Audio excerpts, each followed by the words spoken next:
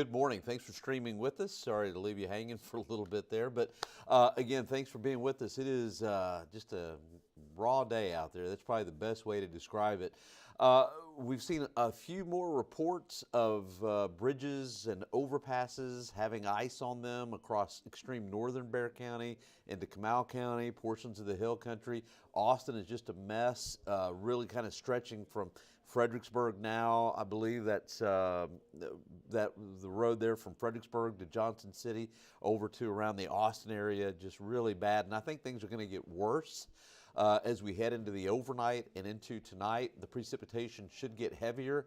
Temperatures probably won't budge a whole lot, so we're going to continue to see freezing drizzle, freezing rain, and so the situation is likely to get worse and not better. If you're wondering about schools, all I can say is north of 1604, probably bridges will be an issue overnight tonight into tomorrow morning, and especially into the Hill Country. So temperature at the airport, 33 degrees, above freezing. And by the way, if you're new to South Texas, this happens from time to time where we have these real shallow cold air masses from the northern plains in Canada that originate in the Arctic, and they continue to modify as they move south, but they're not very thick in the atmosphere. Haven't really checked the latest sounding, but usually they're only about 1,000 feet thick, maybe 1,500 feet, something like that. So real shallow air mass. So as storm systems approach from the west, it's real easy to overrun that with warmer air from the Gulf of Mexico. And from Mexico, instead of pushing that cold air out of the way, it's forced up and over. It's what we call isentropic lift. And once it gets started like this, it's hard to move that cold air out, and we have these kind of situations where there is no way you're going to see snow, and there's no way really you're going to see sleet. It's rain that freezes on contact, and it's what we call freezing rain. So temperature, very, very important. If you're above freezing, you really don't have much to worry about. If you're at freezing or below, then you've got some issues. All right, so let's take a look. This is what I'm expecting for the rest of the day. Temperatures are around 33, 34. I think that's going to be the case as we head through the afternoon. We might reach 36. And by the way, all these temperatures that I'm showing you are the airport. Other locations, a lot different. But at the airport, high of 36. And then temperatures may get close to freezing again at the airport tomorrow morning. Northern part of the county, I think a few degrees colder, and that's definitely going to make a lot of difference. Before I go on, I think we've got some questions. See what time it is. Yeah, I've got a little time here. Esmeralda, how are you doing this morning? Gail, how are you? Let's see, Marlise, is that right? Patterson, all right. Waiting, yeah, I know, sorry about that. And Gary, volume is low. Is it low? Well, hopefully I can boost it up a little bit. Thank you for letting me know. Yeah, I'm starting to hit yeah, that should be good. I'll just talk a little bit louder. You know what? The volume is low for some reason. Here it's not, but there it is. Anyway, hopefully you can hear me. If you can't, let me know. And Esmeralda, people in Greenville, no school, no work. And when will this freeze in? Now, that is the question. When will this freeze in? That's what we're going to talk about. Okay, so what we've got going on, where you see the peach color, that is freezing drizzle or freezing rain. More and more of that is occurring out towards the west, Rock Springs and north and westward, where you see the green and blue blobs. That's just rain that is not freezing on contact. Now, you can see that southwest flow like that. I mean, you can see the clouds. And what you can't see are the warmer clouds that are moving from due south to north, and that is that typical overrunning, and we're going to be stuck in it for some time.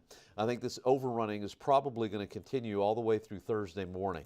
So we've got a winter storm warning in effect for Bexar County, Medina County, down as far as Wilson and Gonzales counties. And this is going to be until Thursday morning at 6 a.m.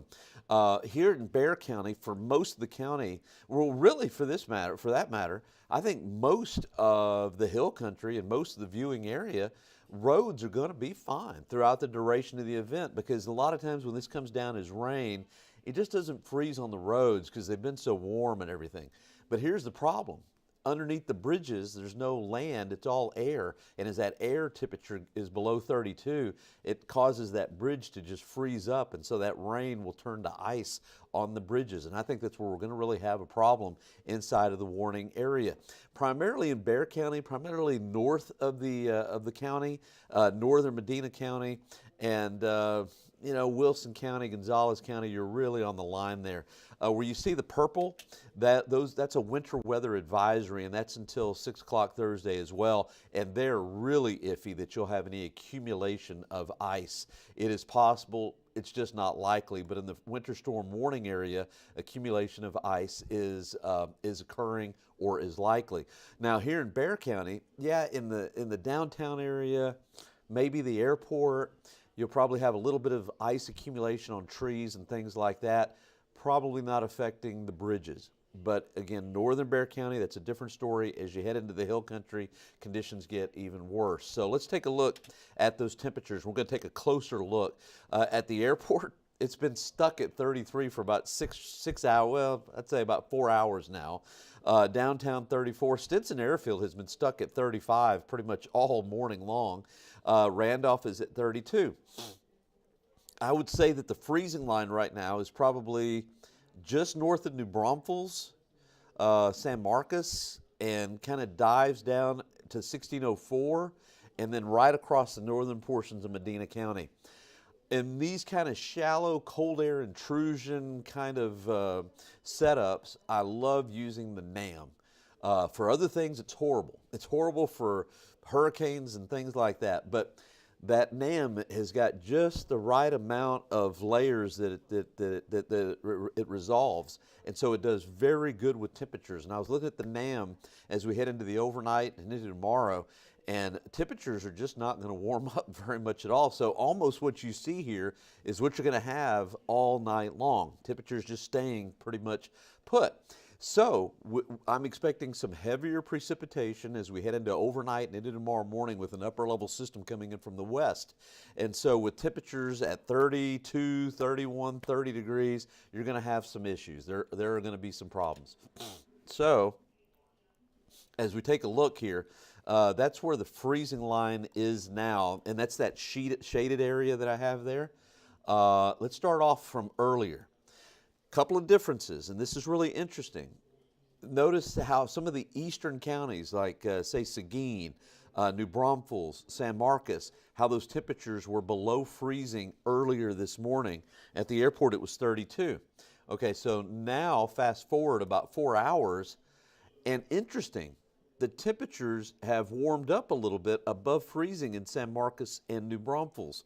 Seguin still about 31, it's 33 at the airport. So why have those temperatures been warming up there across our eastern counties? My guess is that this air mass is so shallow, and I've noticed that the precipitation has been a little heavier over around San Marcos and New Braunfels. And so what I think is happening is from the raindrops, they're so heavy, and that cold air is so shallow that it's kind of mixing that whole layer up and causing the temperature to get just above freezing. Plus, you'll have a lot of latent heat release as well. I think the cold air is probably thicker in the hill country, so I doubt that that's going to happen. But overnight tonight, if the precip is heavy enough, the temperature may actually rise. I don't think that's going to happen, but it's definitely possible, and it looks like that's happening in New Braunfels and San Marcos as we speak. If the precipitation is a little bit on the lighter side, then temperatures definitely won't budge. They'll just kind of stay put. So anyway, a little inside baseball. Maybe I gave you a little bit too much there, but that's what I kind of use this for, is just to kind of talk about stuff I normally wouldn't on the broadcast. So 25 is the wind chill. Kerrville's at 21. Fredericksburg's at 20. Gonzales coming in at about 25 degrees right now. That's what the wind chill is. It is cold. Del Rio feels like about 25 as well. All right, just for fun, let's take a look at what's going on across the rest of the country. And if you're new to South Texas, this will make kind of sense to you as to what's happening. Notice how cold it is in Wichita, Kansas, up in Omaha, Nebraska, northern part of the country.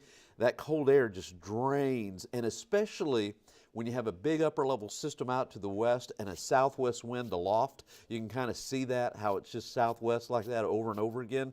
That cold air will just kind of underrun or undercut the warmer temperatures that are aloft like that, and that's what we call overrunning. And if you're traveling anywhere north from, let's say, northern Bexar County, especially up into Austin and then Waco and Dallas-Fort Worth and Arkansas, the travel is going to be horrible going in that direction. So getting to one of our original questions, when's this going to end? Well, it's not going to end until that big upper level system that's over there in Arizona and the Baja of California, until it crosses Texas. So I think we're going to continue to have this overrunning through Wednesday all the way through Thursday morning, and then finally that system clears, and the payoff is going to be a nice Friday, and I think the weekend is going to be really nice. All right, let's get to a few more questions. I think I got a few minutes here.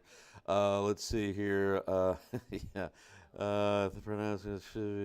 Oh, sorry about that. Did I pronounced it correctly? All right. That's Marlise. Okay, great. Esmeralda, thank you so much. You got it. And Sandra, no sound.